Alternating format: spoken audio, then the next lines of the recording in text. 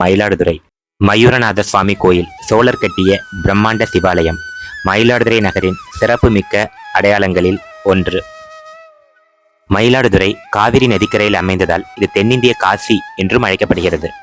இன்றளவும் நீங்க அங்க இருக்கிற மக்களை கேட்டீங்கன்னா 1000 ஆனாலும் மாயரம் ஆகாது அப்படின்னு சொல்லுவாங்க. புராணங்களில் பார்வதி தேவிக்கு மயில் வடிவில் சிவபெருமானை வழிபட்ட இடம் என்பதால் இதற்கு மயிலாடுதுறை என்று பெயர் வந்ததா சொல்றாங்க.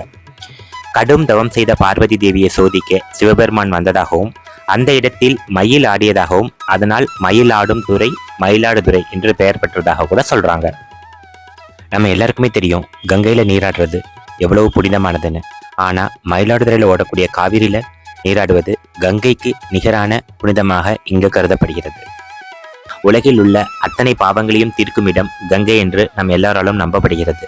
அப்படிப்பட்ட கங்கையே தன்னுடைய அனைத்து பாவங்களையும் போக்கிக் கொள்ள மயிலாடுதுறை துலாக்கட்டத்தில் ஓடும் காவிரியில் மூழ்கி தன்னுடைய அனைத்து பாவங்களையும் போக்கிக் கொள்வதாக ஒரு ஐதீகம். ஆகவே ஒவ்வொரு ஆண்டும் ஐப்பசி மாதம் மயிலாடுதுறை காவிரியில் புனித நீராடுவது பாவ நிவர்த்தி என்று அனைவராலும் நம்பப்படுகிறது.